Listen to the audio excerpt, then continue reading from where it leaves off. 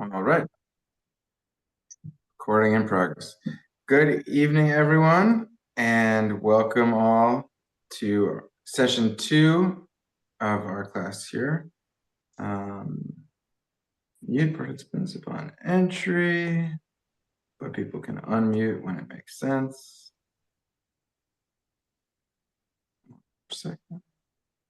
Okay, so we're at our second session of exploring the concept of Pardes, or the multiple concepts of Pardes.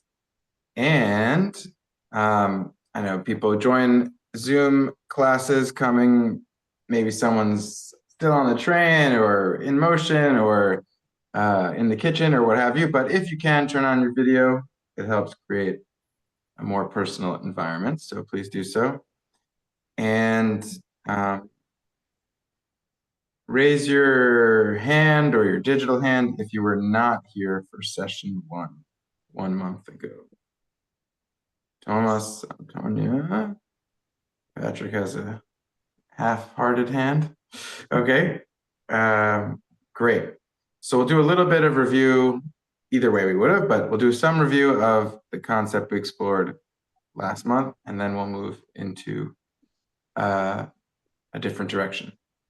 So again, the word Pardes in Hebrew means orchard, but rabbinically, it has had different uses. And the one we explored last month was that it's used as an acronym for 4 types of study. So we'll just review that quickly here.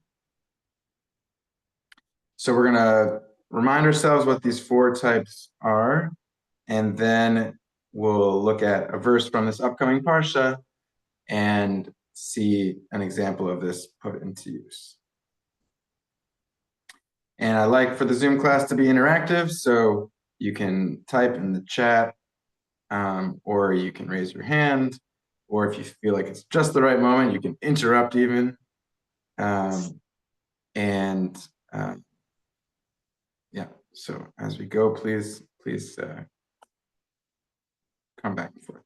All right, so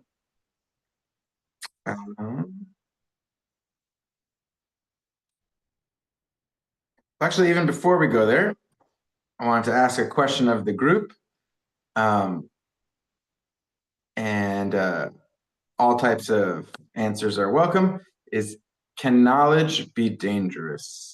And do you have examples of instances in your own life or themes you think or moments in history where knowledge was dangerous? Can knowledge be dangerous? Laura says yes. Do you have an example? Okay, Thomas says that the atomic bomb, you're using knowledge to make a destructive thing, and who has that control? Yes. Patrick, can you explain further? You can unmute. I mean, knowledge itself, I don't think that knowledge itself is dangerous, because knowledge has no good, no evil. It's just knowledge. It's how people use it, how humans, what they did with the knowledge. Okay. Anyone agree or see ways that knowledge could be inherently dangerous even without taking action? Karen, did you want to say something? Yes, I wanted to say that if you were in the resistance, or you were kind of told secrets about names, then and you were caught, it was dangerous, because then you could be tortured, and if you knew names, you could be killed. And so some people just didn't tell secrets to their loved ones in order to protect them. Okay, so people can weaponize against you the knowledge that you have potentially. That's an interesting example. Anybody else?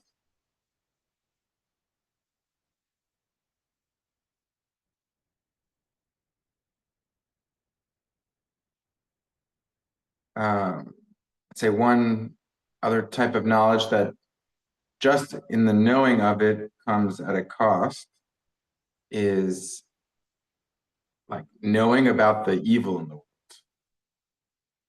world. Even if you don't have to act on it, but just kind of when you're exposed to evil in the world, it creates some kind of cost, some kind of damage on the knower. It could be perhaps ultimately a good because you use your knowledge to combat further evil, but there is some kind of damage at times just from knowing about that evil. Any other examples? Maybe something you've experienced. Maybe something you've experienced, or just another kind of category of knowledge that could be dangerous.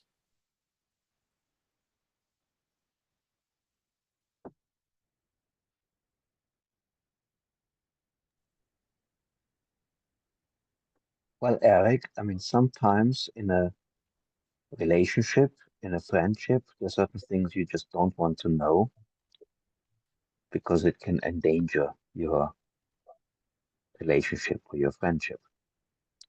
Mm-hmm. So Yeah, okay. truth can be, you will actually lose out in the end if you know certain truths.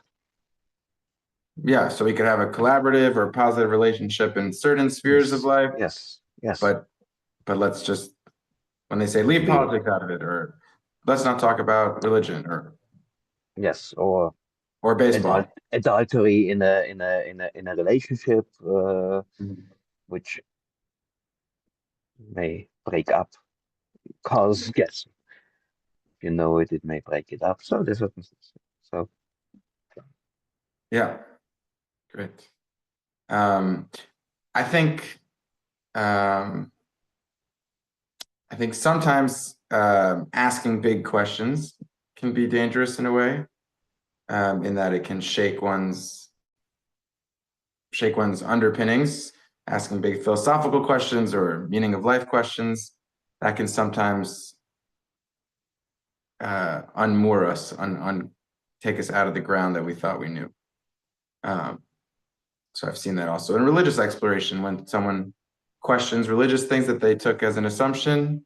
Maybe it's for good ultimately, but it can carry some danger. Sometimes it's easier to leave things alone. Any final thoughts on where knowledge could be dangerous or come at a cost?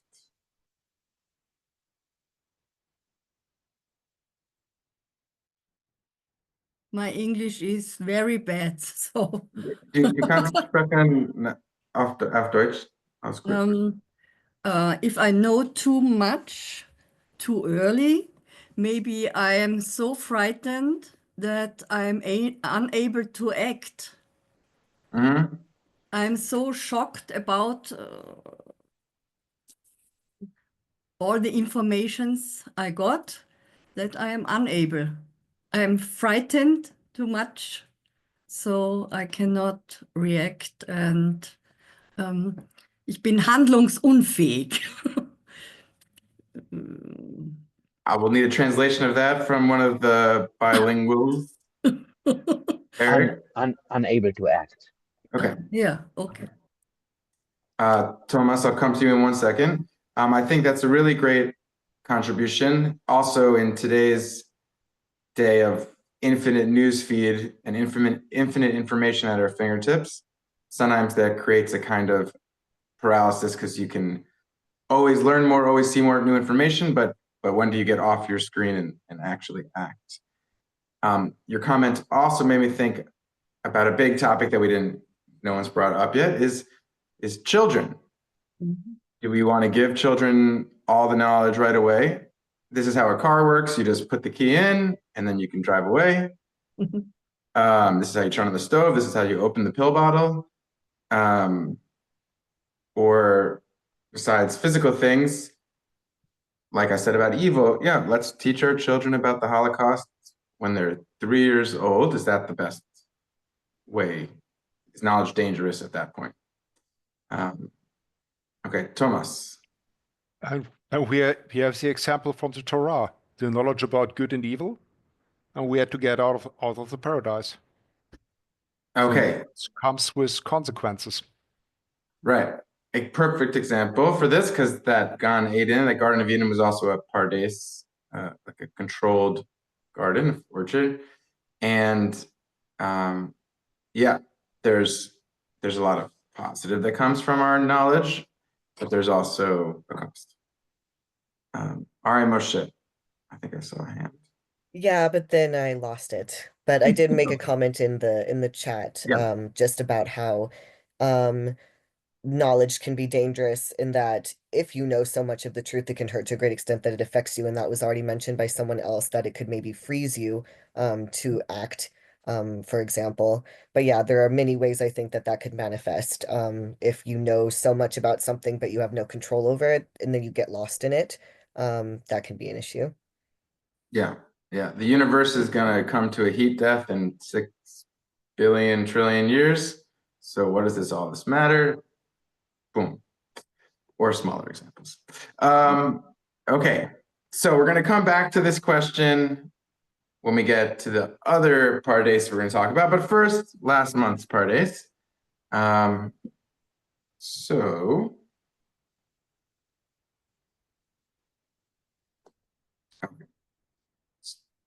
So this is basically the core information from last month, which is that there are 4 basic teaching methods and means for scripture interpretation that the rabbis used, and it can be remembered by the acronym Pardes, a Hebrew word for orchard or garden. And those 4 words are Pshat, Remez, Drash, and Sod. Pshat is the simple, straightforward meaning of a verse, the direct, intended, and explicit meaning. Literal is a dangerous word because sometimes the Torah has metaphor and you're not supposed to understand it literally. You're supposed to see that it's metaphoric. But the simple, direct, intended meaning. Remez is when an interpreter sees that this verse has some kind of hinting at something else. Sometimes it's hinting at another verse somewhere in the Torah. Sometimes it's hinting using the exploration of numbers of gematria, where certain letters have certain number values, and so hidden within a word is kind of a reference to something else. Remez, Remez literally means to hint at. Drash is kind of the most typical kind of interpretation, where we're asking, what do you take from this? What can it mean for us today? Or what can I learn and teach from this text? And we'll see that. And then Sod is when an interpretation goes into the mystical direction. And I said last month also that I don't spend that much time in the land of Sod, which is kind of its own world of having a whole mystical vocabulary that you can then see that other verses fit into. But basically, these are 4 levels of interpretation, and there could be other levels as modern interpreters we find also. Like historical analysis could be another one, or source critical. How did this source come to be? What was the political intent of its authors? That could be another level that we add as modern interpreters. But on the classic level, we have Pshat, simple, direct, Remez, what's it hinting at? Drash, what can you teach from this? And Sod, what is the mystical interpretation? And with classical commentary, sometimes the rabbi will say Pshat of this verse, and then they'll go on to explain the direct, simple meaning. And sometimes they'll say the Sod, the mystical meaning of this. So that's helpful because you kind of know what they're trying to do. And sometimes they just say, I think this verse means blank. And then it's up to you to kind of figure out which level are they analyzing. And also when you're in Torah study, with a group of people like we are. You might see that some people have a pattern of their study. Every time they raise their hand, they are making a connection to another obscure verse, but they're kind of always looking for connections in the text. Or someone else seems to always have a moral lesson, even if the verse is this is the amount of money that was donated to the tabernacle. They say, moral lesson of this verse must be that we should always be precise in recording how much we give. Okay? And that would be Drash. Or some people are very plain literalists, want to just, what does this text mean? How can you jump to Drash and Remez and Sod if you don't just know what these words actually mean? And so they stay in Pshat. Any questions about these four primary levels here? Pshat, Remez, Drash, Sod. I have a question. You were Yeah. saying that you don't typically spend a lot of time with Sod. So in general, people who engage with Pardes, is it common that people are choosing their own or that people are working through all four? Because the time I originally learned about this, I was told that you go through all four as part of the process of Pardes. No, I'm not as familiar with like here. Let's Pardesify this text and go through every level, but more that it's more like a descriptive analysis of what others have already commentated. Okay. And sometimes the commentator themselves lets you know, I know what I'm about to say is not the Pshat, but here's what I want to say as something else. But yeah, we did a little bit of that exercise last month of let's sit with this text on the Pshat, on the Remez. Sure. And that's valid too. But Okay, so both are common to go through all or to choose which one. Yeah. Cool, thank you. And we also saw last month that sometimes one person is thinking that I feel like this is a Remez connection because it's kind of obscure, and someone else says, no, it's a Drash. These are general categories that can overlap. So let's look at a verse from our Torah portion this Shabbat. Anyone know what portion is around the corner?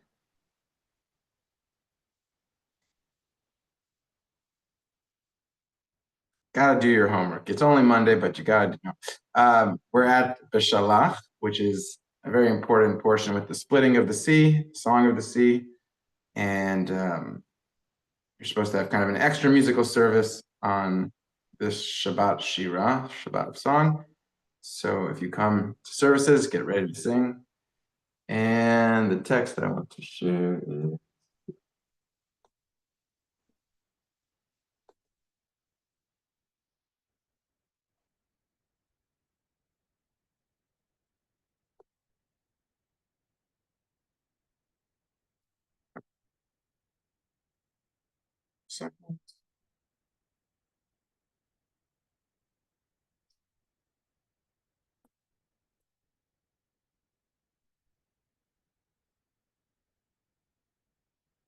okay. So here's two verses, two verses from the ordeal of splitting the sea. Then Moses held out his arm over the sea, and God drove back the sea with a strong east wind all that night and turned the sea into dry ground. The waters were split, and the Israelites went into the sea on dry ground, the waters forming a wall for them on their right and on their left.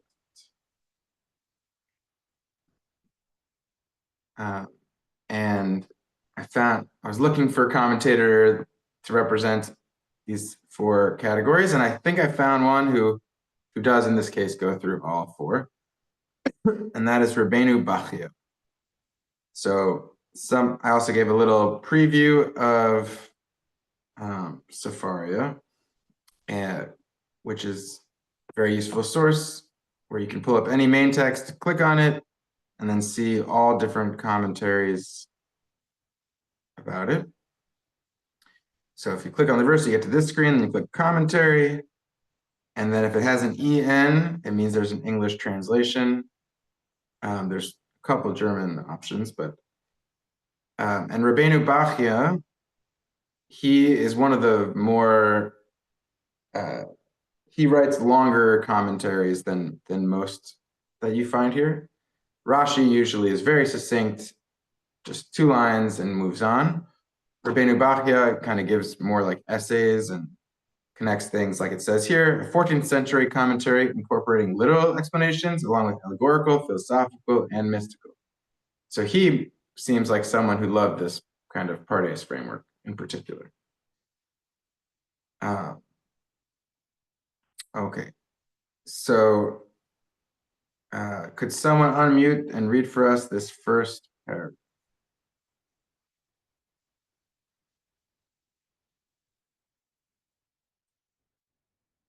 Don't be shy, we need your voice. I can make it bigger also.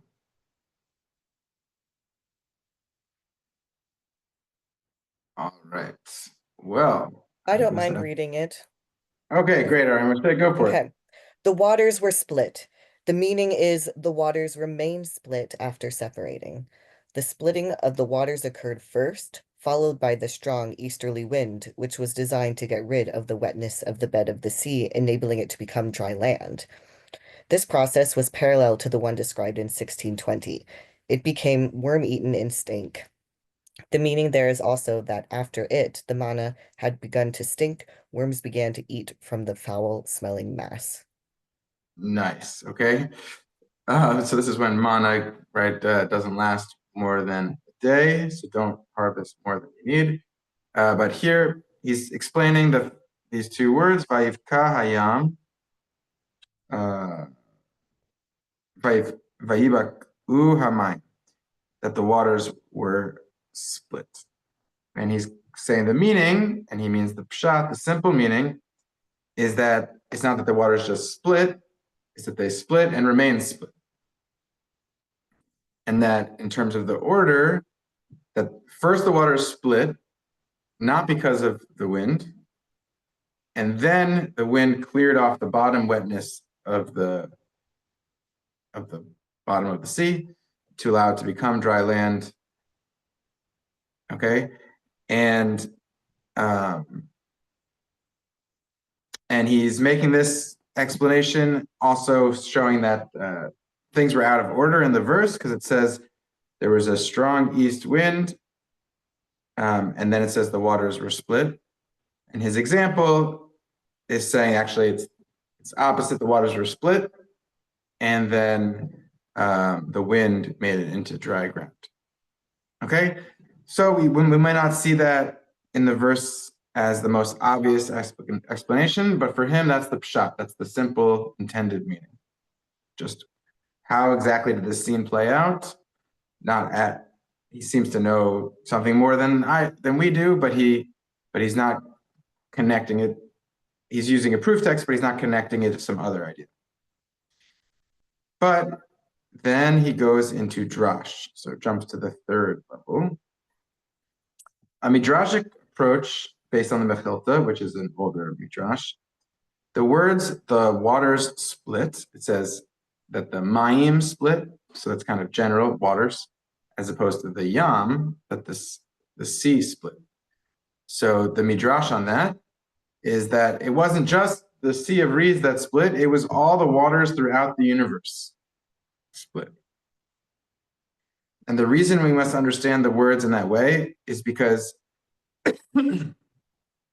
if it was supposed to be just a local phenomenon, it would have said those waters split, and it says the waters. There's another dimension to the splitting of the sea which will make you understand that it was essential that all the water in the world be split at that time, and that a total change in the behavior of natural law occurred. Our sages have accepted as axiomatic, as true, that at the time when this miracle occurred, there occurred 10 miracles simultaneously within the splitting of the sea. And all of these miracles may be derived, and I'd say derive is also a very good word for drash, because drash is when you're pulling something out of the text, okay? You're kind of going in and taking something out. So all of these miracles are derived from some words in this text. We won't go through all of this, but the first one is that the waters were split, as is evident from the simple reading of the text. Second, the waters were split and they became like a hat with the shape of a roof stretched out from the top, with water on the left and on the right, and the path in the center. Third, the ground under the sea did not remain like the riverbed of rivers, which would still be wet at first, because it says that they walked on dry land. Fourth, the path traveled by the Egyptians did remain wet like mud, because it says they were mired in the sea of reeds. Okay, it goes on from here, but basically, two aspects of Midrash here. One is that Midrash can be like rabbinical fan fiction, if you know that term of fan fiction, where they want to expand this story they've inherited. Their beloved chapter 15 of Exodus goes by so fast. Let's add more details. Let's really expand on the story. That's one kind of Midrash. And the other one is more philosophical or based on like thoughtful inquiry, and saying that such a miracle couldn't have just been in one place. It must be that was a miraculous moment around the world.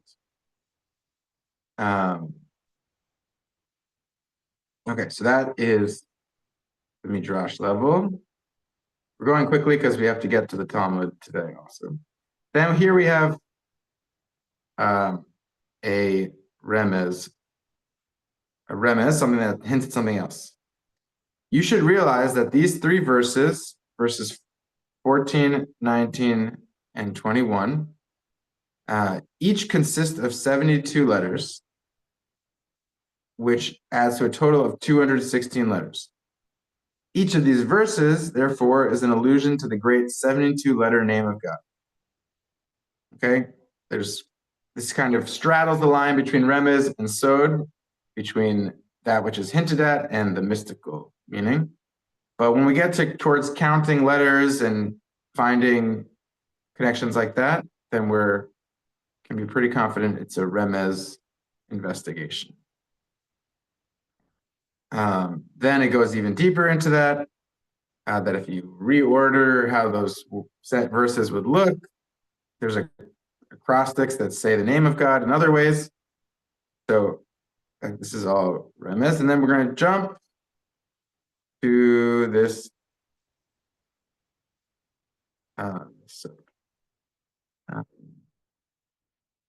Second.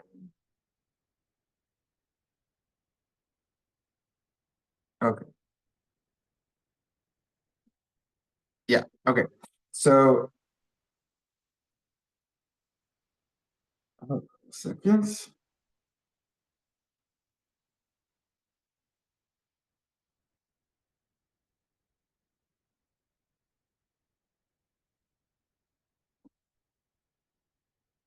Okay, this is kind of an interesting final comment that we could see where we feel it lands. Although the Torah does not spell out either in the command or in the report of the crossing that the sea which the Israelites crossed was the Sea of Reeds, it is clear from Moses' Song of Thanksgiving that if the Egyptians drowned in that sea, this must have been the sea that the Israelites crossed. Furthermore, we read immediately afterwards that Moses made the Israelites journey from the Sea of Reeds, Yam Suf. So the Hebrew for the Sea of Reeds is Yam, which means sea, and Suf, which typically means reeds. This sea is also called Yam HaAcharon, the final sea by God, when God showed Moses the territory of the land of Israel. The reason it is called Acharon, final, is that it's the furthest boundary of the land of Israel. But also Suf, which a moment ago meant reeds, can also mean Sof, the end. So they're honing in on this that a word could have two meanings, either Yam Suf, it's the sea of reeds, or Yam Sof, it's the sea that marks some kind of end.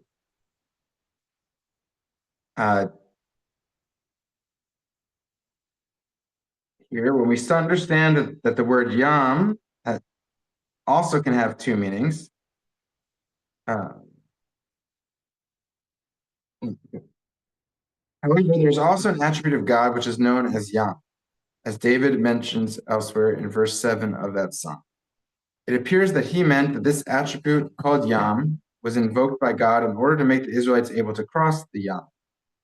When we understand the word Yam as having two meanings, then we can also understand Psalm 106, Vayamru al Yam b'Yam Suf, as they rebelled against the attribute of God called Yam at the Sea of Reeds.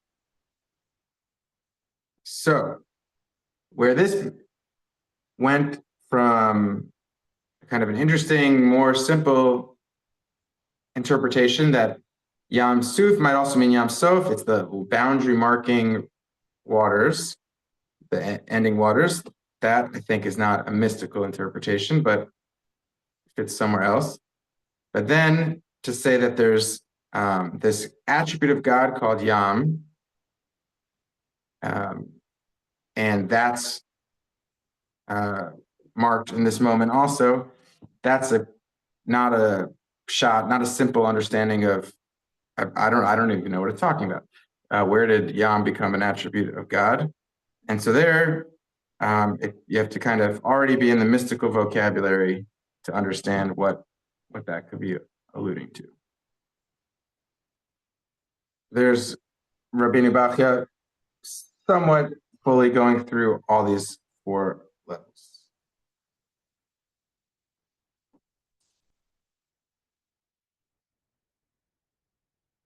Okay. So we're going to keep this, it comes up all the time once you're aware of these four levels, like we saw it in the source that we studied together on Friday night, if you were there. It's opened with the words Remez. This is a hint to something else. And it also can just be useful when you start encountering more commentaries to ask first, what is trying to be done here? Is it trying to give me the literal meaning or is something else? Okay. And now I think it was maybe Juliana, someone messaged me saying that they wanted to get to the Talmudic story of the Pardes and see where things go wrong there. So that's where we'll jump to now. Okay, so now we're going, I will share a source sheet that you can navigate on your own in a moment, but first I want us to just be taking it in together as we explore the story of the Pardes.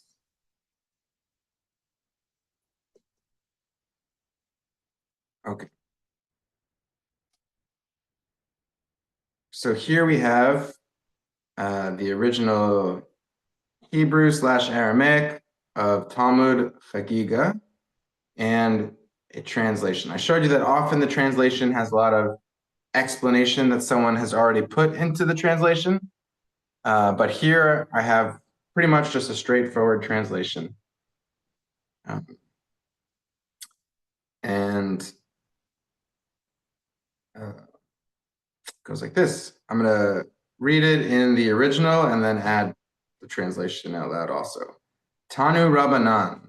This Taf Resh means Tanu, they taught, Rabbanan, our rabbis, our sages. Arba'a nichnesu bepardes. 4 entered the Pardes, the orchard. Ve'eluhen, ben Azzai, uben Zoma, Acher, and Rabbi Akiva. Okay, these are the 4 that entered the Pardes. Does anyone know what the word Acher means in modern Hebrew?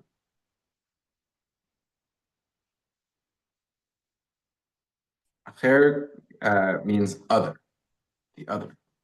Okay, so there's something behind that name that we'll see. Rabbi Akiva. Amar lahem Rabbi Akiva.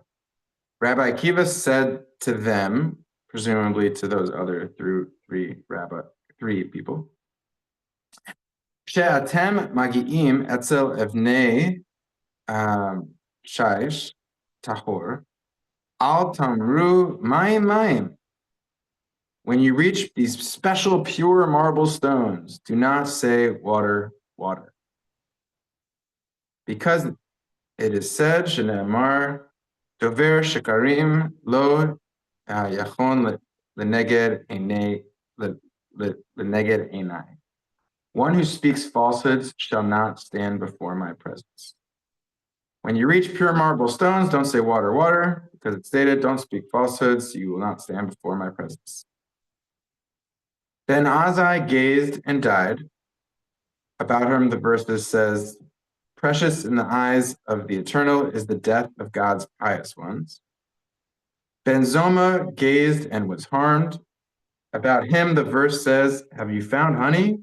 Eat as much as is sufficient for you, but not more, lest you become full and vomit. And Acher cut the saplings. Rabbi Akiva, there's a better translation here. I think better would be just to say Rabbi Akiva left in peace. Okay.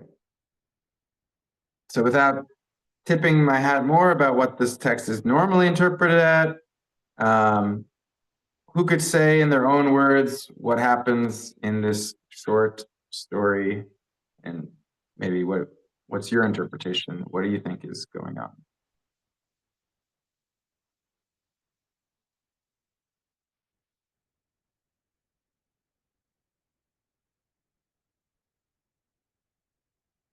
Serena, what's happening here?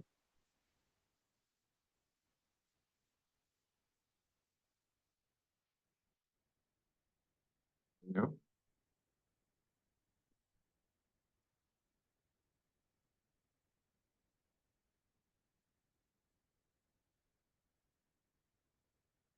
I see a lot of puzzled faces, but let's get some. Let's play with it out loud.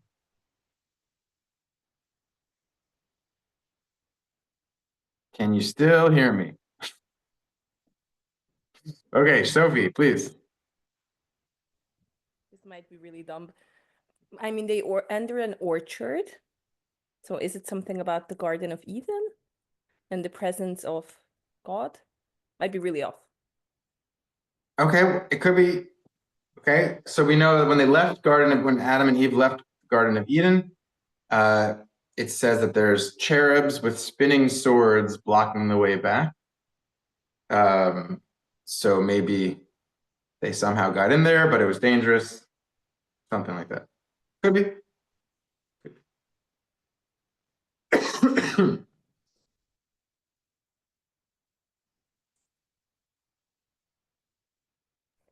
Can I guess another one? Yeah. Maybe it's they represent the four elements of Pardes. Maybe one of them, like Rabbi Akiva, does like a literal interpretation.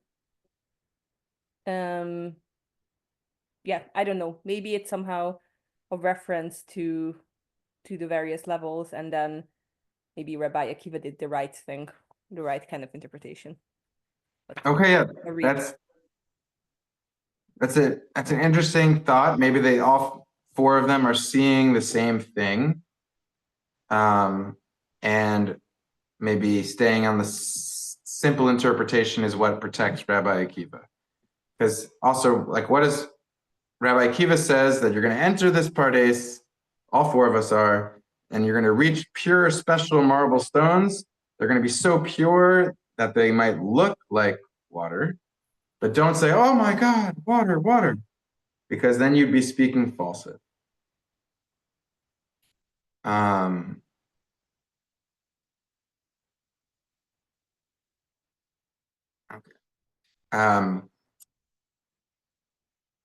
what is the difference between Ben Azzai and Ben Zoma, and how do you understand these proof texts? A proof text is the verse that is brought to say something about what the Talmud is saying. Juliana, yeah. You have to unmute, of course.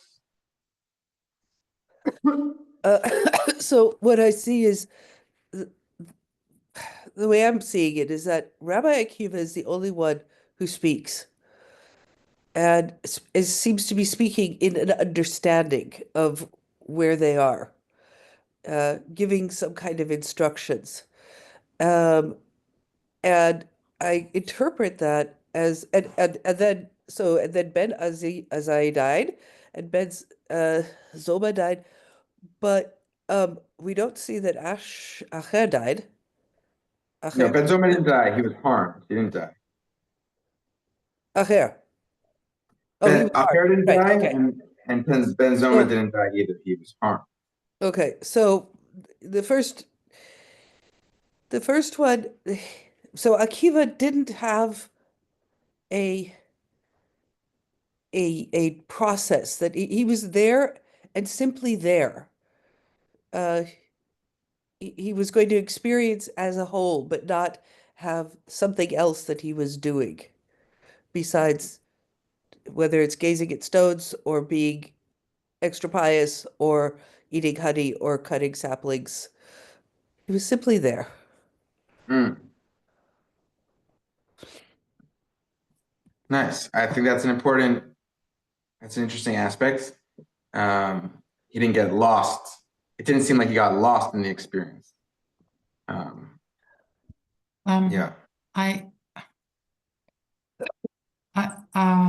May I say Of course. something that comes to my mind? So he reaches the stone, which is here a pure marble stone. Maybe it's a transparent and very clear stone, but it reminds me of the scene. Maybe that's totally crazy, but it reminds me of the scene when Moshe was supposed to talk to the rock, and he didn't. I don't know what that has to do with it, but he didn't say, please, rock, give me water. He just hit the rock with his stick, which he had done before, and it had worked. But then Hashem was it was one of the reasons he was not allowed to go into the promised land. And it's here. Rabbi Akiva, he refers to something that is done wrong.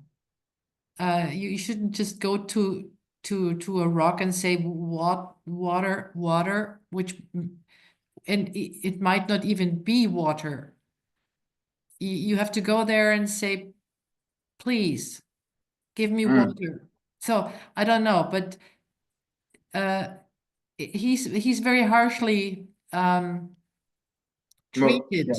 One who speaks falsehood shall not stand before my presence. It's like one who doesn't treat the rock rightly. He must not enter the promised land. There's.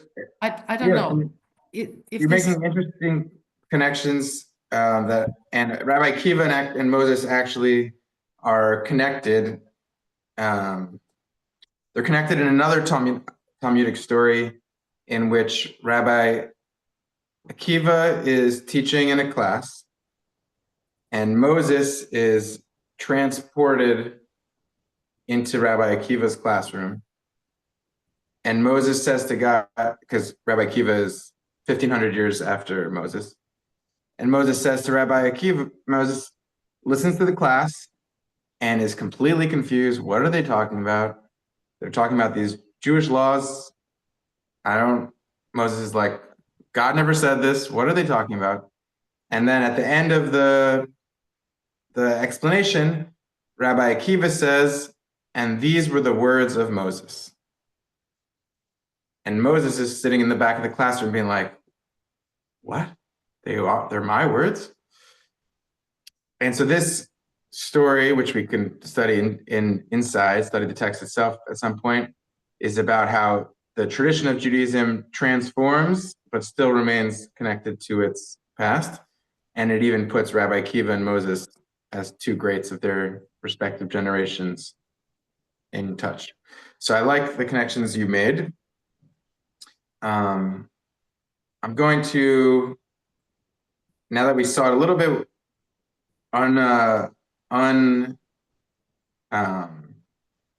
unburdened by how it's often interpreted, now we'll go to the typical interpretive framing of it. But someone might say, I don't think that's what's being talked about here. But I'm putting the source sheet in the chat, but I'm also going to share it here.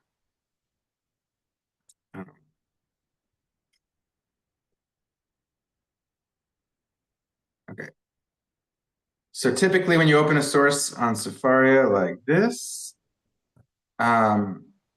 especially when it's the Talmud, what's in bold is the literal translation, word for word, and what's not in bold is the editor helping you understand what the text is about, which can be very helpful or can be sometimes problematic because it means we're being shepherded towards the default interpretation when maybe a novel interpretation would be better. But what we see here is that the sages taught that 4 entered the Pardes. And what is a Pardes? It wasn't a physical orchard. It was to deal with the loftiest secrets of the Torah, kind of mystical exploration, maybe connected to Garden of Eden in a mystical way, but not to a physical place. And 4 people tried to do this: Ben Azzai, Ben Zoma, Acher, which means the other and is a name for Elisha ben Avuya, and Rabbi Akiva. Rabbi Akiva, the senior among them, said to them, when you reach in your mind or in your mystical experience into the upper worlds, you will reach pure marble stones, and do not say water, water, although they appear to be water. Because it is said, one who speaks falsehood shall not be established, shall not continue to exist before God's eyes. The Gemara then says what happened. Ben Azzai glimpsed at the divine presence or at the mystical secrets and died. And so it said with him, precious in the eyes of the Lord is the death of God's pious ones. Ben Zoma glimpsed at the divine presence and was harmed. And this is traditionally interpreted that he lost his mind. Okay, seeing God so directly or seeing mystical secrets was too much for his mind to handle. He lost his mind. And with regard to him, the verse states, have you found honey? Eat as much as is sufficient for you, lest you become full from it and vomit. Okay, he had more than he could handle, and it made him lose his mind. Acher chopped down the shoots of saplings, which is traditionally understood to mean that he became a heretic. Okay, if you're in an orchard is meant to grow things, and you chop down the new growth, then you're going against it. And Rabbi Akiva came out in peace or came out safe.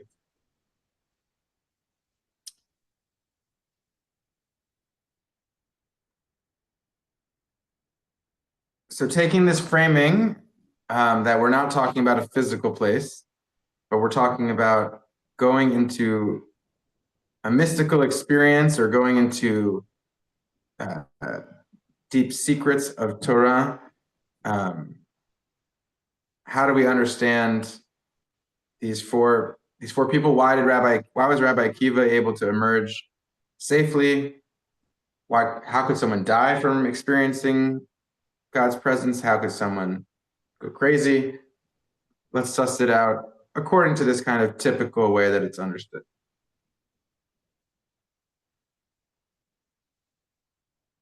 When we said what knowledge could be dangerous, no one said having a mystical connection with God could be dangerous. But why do you think that? Do you think that it could be dangerous to have this kind of religious experience?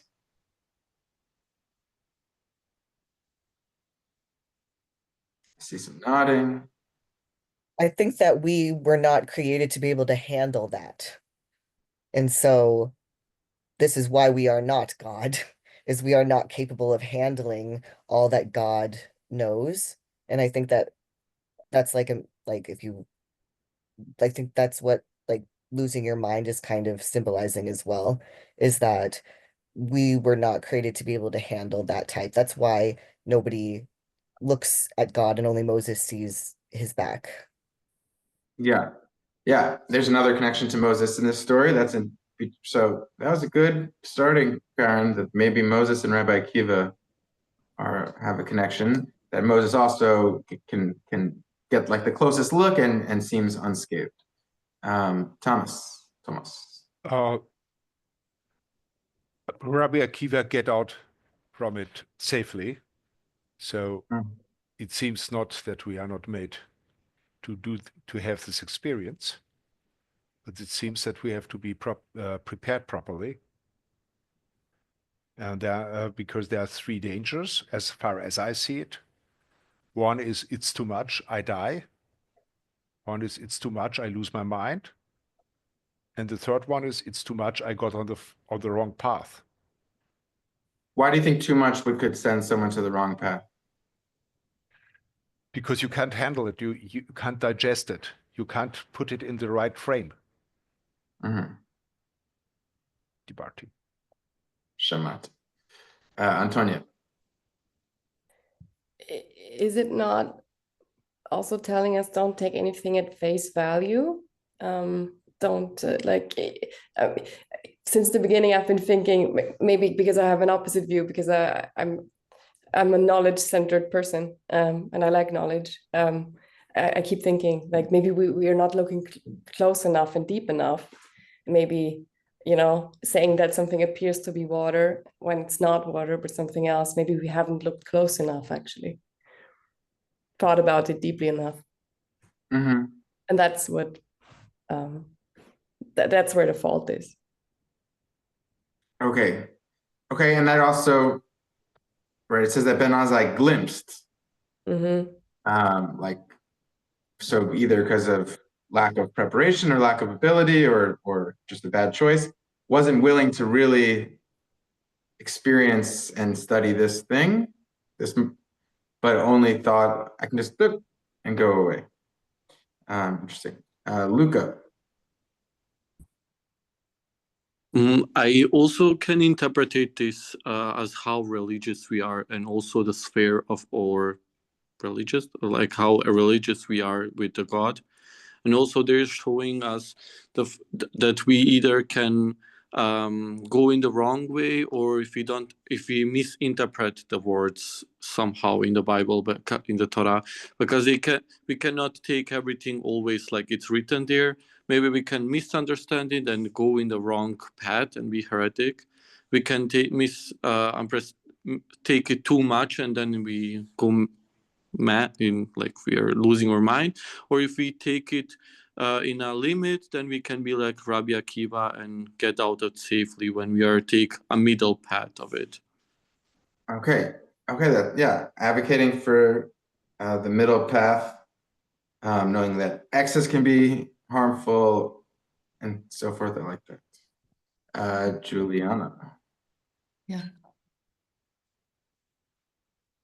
You gotta unmute. I know. Sorry. I think that it feels to me like Rabbi Akiva, who comes out of it in peace. It's saying that and this is similar to what everybody else has been saying in different ways, that we live in the real world and we live in the world that we walk on the earth that we walk on. And if you try to see the world as, for instance, stones are water, this is not the reality that we live in. Or if you say that there's so much honey and there's no consequences to your actions, so you can eat as much as you want, that's also not the reality that we live in. And we also can't say that chopping down saplings or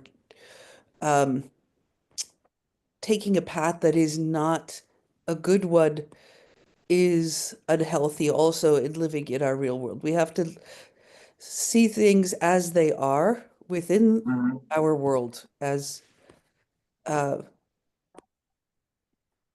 because otherwise there's consequences. And if we just see things as they are, this whole passage feels to me very Zen. Can you say more about that? Well, it feels as it's about for me the acceptance of, yes, it's good to study, but remember that you are here in this world. It's good to explore the sweetness in life, but remember you are here. It's good to see that there can be magic and mystery, stones being water, whatever, but you have to remember that you are here. These are not the realities. You still have to go to work and come home and cook dinner and go grocery shopping. And if you can look at all of these things and accept them as the place we are at, that's the Zen part, that you can be much more at peace. I don't think I had occasion to share this last time, but I had a friend in a roommate in college who was in a mystical exploration time of his life and started, walking barefoot on campus because that connected him to the earth and really trying to connect to the present moment and stuff like this. But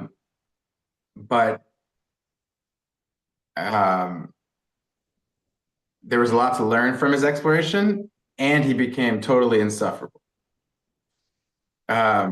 He told me he was going to pick me up from the airport, never showed up because he was in the present moment. And so I think there is, if you stay in that mystical place, you do kind of lose your relevance to what's that, like you said, that life has demands and society has demands, and you can't just be in this orchard forever. Even Rabbi Akiva, who could handle it, he leaves.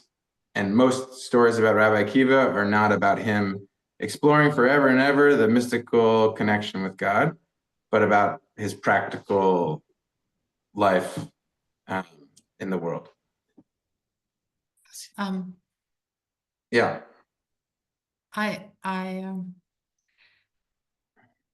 If you're looking for to solve a problem, whatever it is, you maybe you know someone and you have difficulties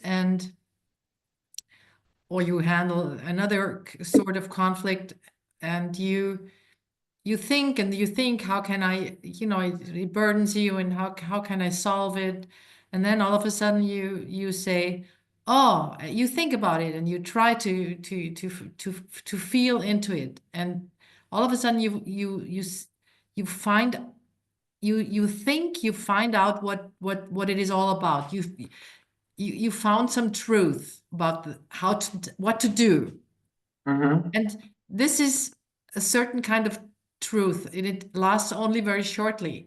If you say, oh, I found it, I've got it, I found the solution, and it's like, and you lose the truth right away if you exaggerate, or if it's like saying you found the truth and it's such a precious thing, and if you stick with it and you repeat it, you found the truth, and you think you got it, and then you keep repeating it. It will not work, because next moment the truth doesn't work anymore. You have to find another truth. So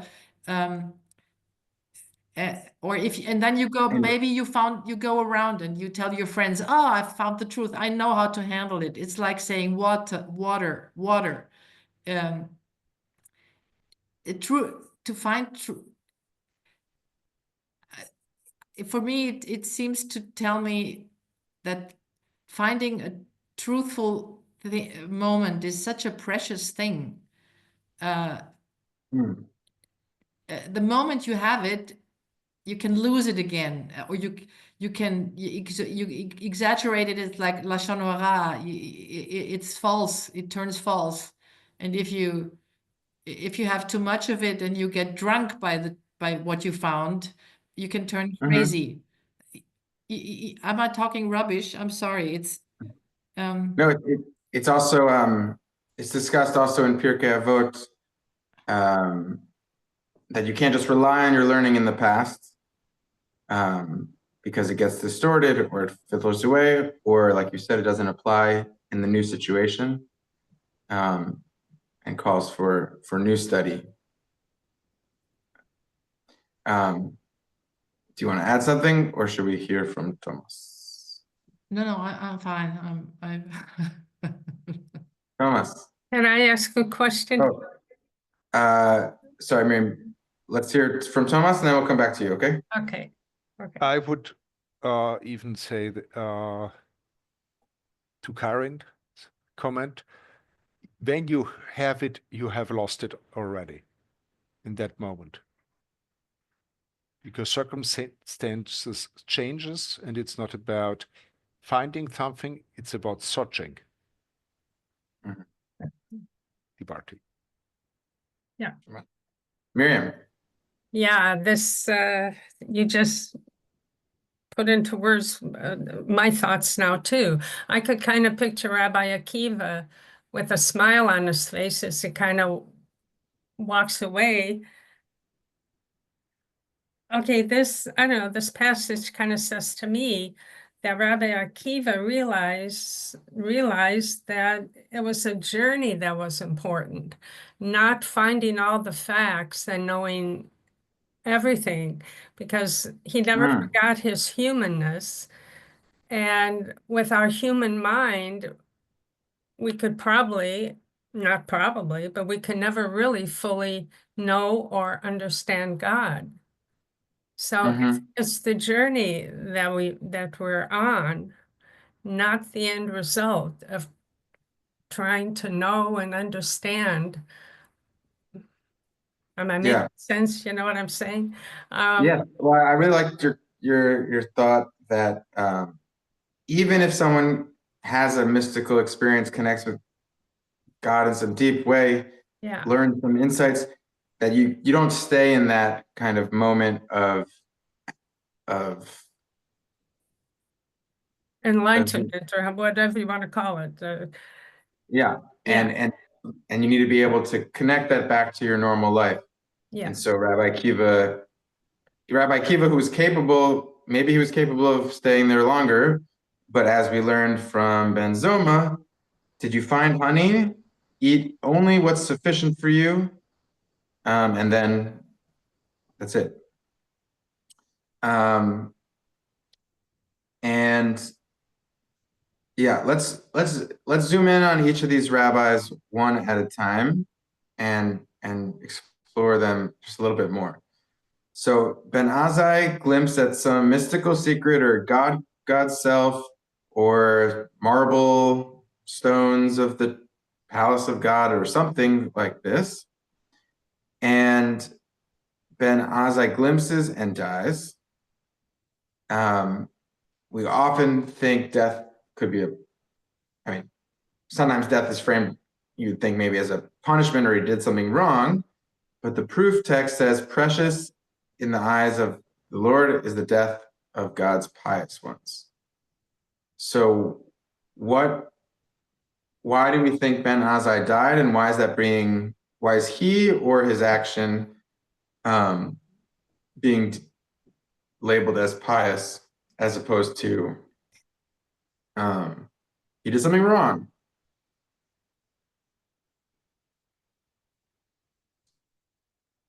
Can we make a midrash? Can we expand on what we have here about Ben Azzai?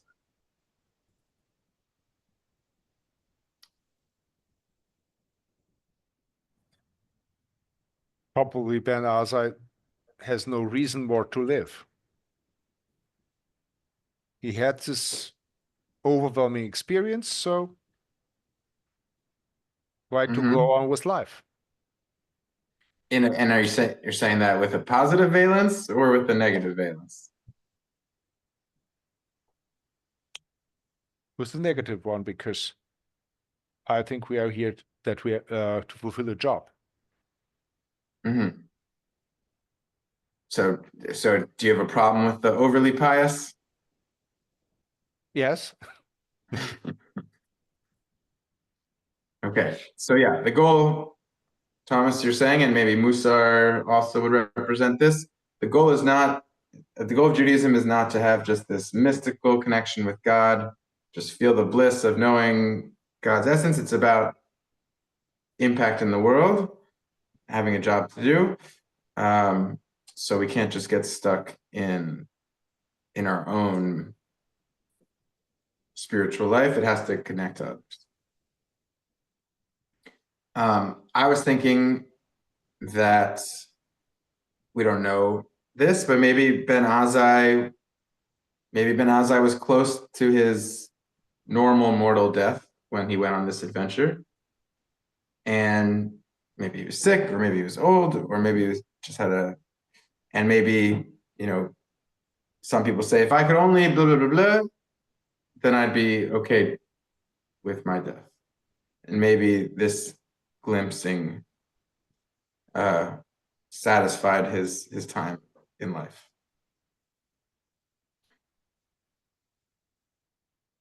Ben Zoma glimpsed at the divine presence and was harmed, lost his mind.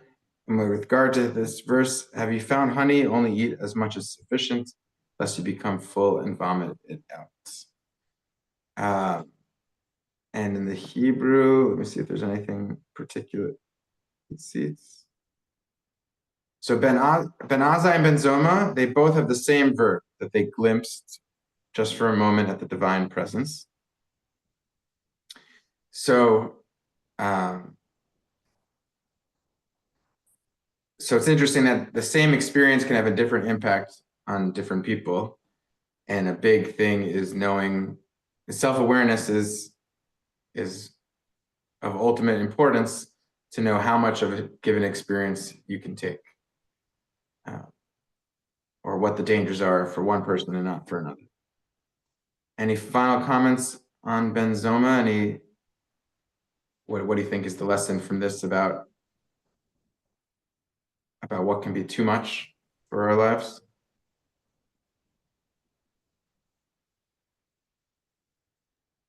I think this is the one we've commented on quite a lot, where if it's too much knowledge, you are not able to digest it and make sense of it and put it in the right framework. And so, in the words here, you lose your mind and you're not able to handle what you've received.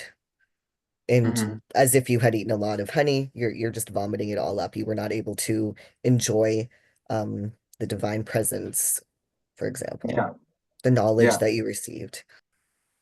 Yeah, and I feel that sometimes when I'm having like a series of great experiences in a row, sometimes I need like the next great experience won't add. I need time to digest it and time to be away from it.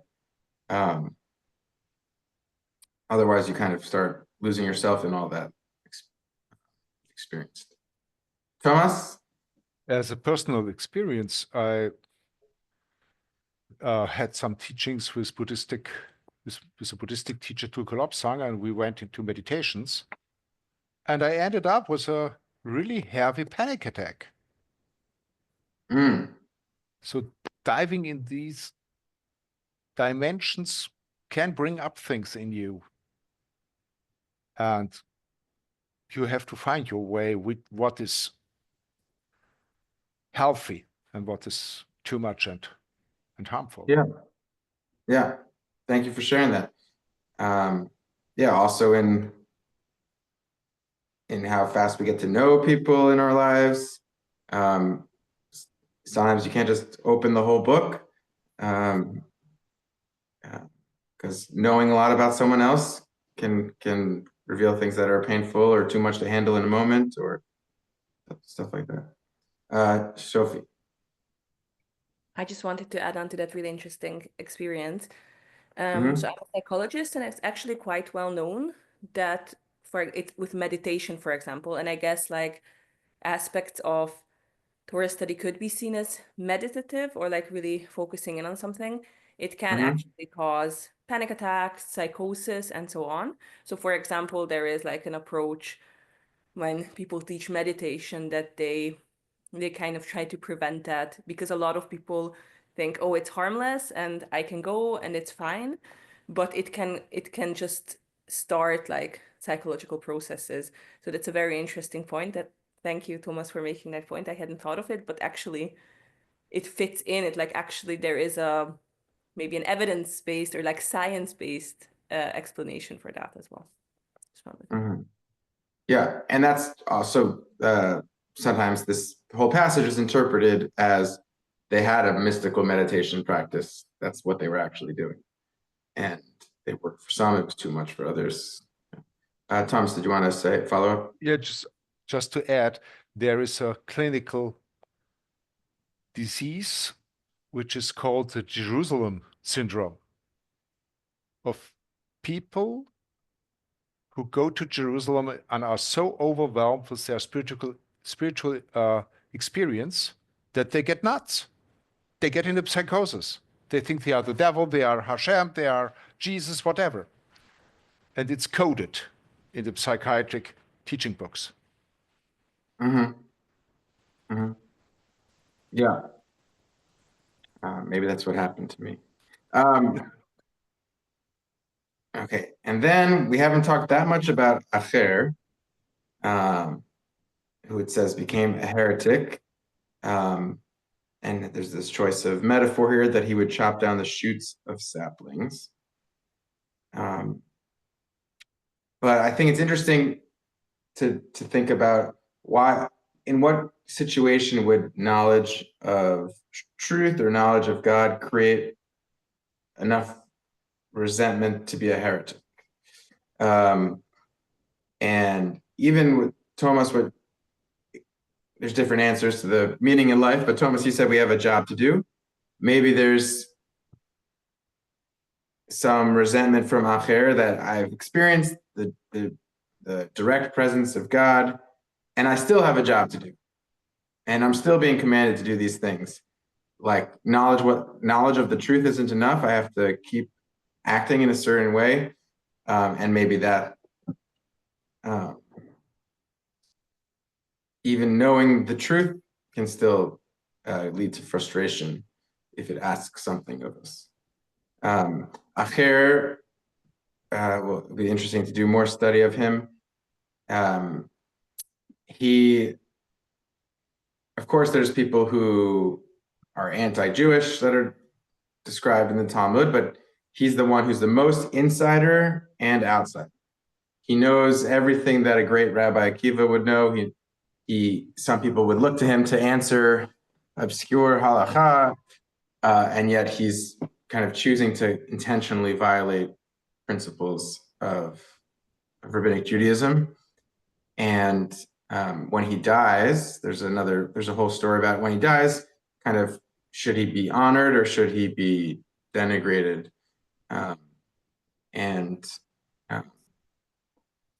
Yeah, it's interesting to think about kind of who do we know people. I would assume we do know people who seem to have like a meaningful Jewish life or religious life, and then at some point go away from it. And how does that impact us? Does that like sour the religious experiences we shared with them, or or does that keep us connected to them, that we had this history, even if it's not the way it is now? So Acher represents that idea in different Talmudic stories. And if you say, he's the other one, everyone knows you're talking about this one person in particular.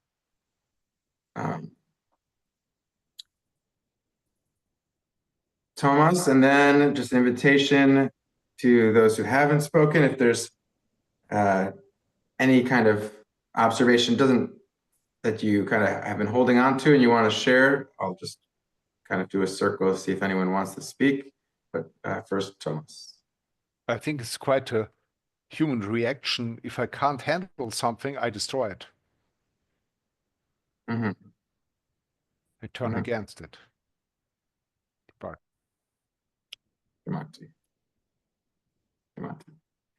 Okay. I've spoken before, but the one, is it the one rabbi who dies looking at the eternal, or he reminds me, I don't know, I have to think about the two sons of Aharon. Yeah. Who burn the fire, and they are sacrificed immediately, and it's a very dramatic thing, and they did an unholy thing, but then afterwards it is said that the eternal, he takes those, he sanctifies those who are very close to him. So I don't know. Somehow it reminds me, the one looking at eternity, or looking at maybe looking at God. He dies immediately, and this is such a short thing, it is never referred to again. It's so they die, buff. Then there's this one phrase, those who are very close, they're sanctified immediately, and then no more comment about those two who died. Yeah, I don't know. It reminded me somehow. Yeah, well, that is the Torah's an example from the Torah of saying there is such a thing as getting too close, or we're not approaching God in the right way, or at the right. Well, it doesn't say that the rabbi didn't approach in the Pardes. He was pious. There was just the opposite. He was being very pious, but these two boys, Aaron's sons, they were very pious. They thought they would do the right thing. They did too much. But they tried to be pious. I could never understand this scene anyway. For Nadav and Avihu, it's less clear because everyone else is doing things that they're instructed to do, and they have their own approach. So I think it's less clear in that one. We are coming to the end of the session for today, which was, it's such a different, I think it's a very different study than what we did last time. But what's Pardes becomes this metaphor for entering into mystical experience, which is interesting that it also becomes the name of this Torah study framework. And so by immersing ourselves in study, I think sometimes it feels like we're just doing Pshat level work. We're just kind of learning basics, and I still don't know my Aleph from my Bet, and I'm still trying to remember, who was Abraham's first son and second. Like, we're still sometimes feel like we're in a basic level of understanding, but Judaism doesn't really seek, there's parts of our tradition, but in general, Judaism doesn't really seek that we go off and have these radical mystical experiences. It says that by doing the nuts and bolts of our Jewish life, praying pretty much the same words at pretty much all of our services, studying texts over and over again, that this kind of, in a way, more mundane form of study is our pathway to the mystical, without losing connection with mitzvot, with like that we have to act in the world in a certain way.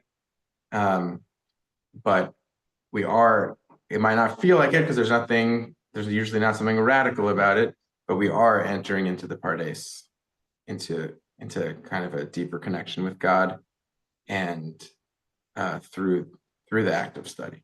So that's where I feel that these two interpretive, this story from the Talmud and the interpretive mode, why they were given the same name, because it didn't have to be that way. They could have come up with another acronym instead of Pshat. They could have found another word, Tom, which means simple, but this is why I think they connected them. Our tradition. And this happened at different times. The Talmudic story is older than the study framework. Okay. We're going to wrap up now. If anyone has a final comment or final question, we can take it. Also, Eric, do we have a preview of the rest of our Mondays this month? Not quite yet for next week when we have the Lesestunde, but for in 2 weeks from now when we have the discussion group, I would like to have a round of, we talk about what it means to be Jewish for anyone participating. What is in 2 weeks, the discussion group? We have every third Monday in the month, we're meeting in the synagogue in a circle and discuss an issue together for an hour and a half. Every third Monday at 6 o'clock? 6 o'clock, exactly. Thank you. Yes, and so this is going to be then from 2 weeks from now. And next week, maybe Katharina, I think, will come up with something for the Lesestunde. Anne-Marie will read. Okay. So we know. Super. We'll do this, we'll send it out. Great. And Well, we're going thank to you, continue, and Tobias, we're going to continue along with Pardes in a month from now. You know already? To be determined. Okay. But thank you, everyone. Thank you, Juliana, Patrick, Luca, Karen, Sophie, Constanza, Antonia, Miriam, Thomas, George, Ari, Moshe, Eric, Katerina, and Eleonora, and anyone who watches this on YouTube. All right. Everyone can unmute to wish each other a good night, good evening. Thank you, everyone. Thank you. Bye, everyone. Good Thank night. you. It was great. Very interesting. Thank you. Bye-bye. Juliana. Baldige Besserung, Juliana. Gute Besserung. Ja. Gute Ja, gute Besserung. Besserung. Grüße euch weg. Oi, oi. Gesundheit. Sorry for being late. No worries. Okay. Bye-bye. Bye, everyone. Thanks. Bye. Thanks, Bye. Rabbi. Thank you. Bye.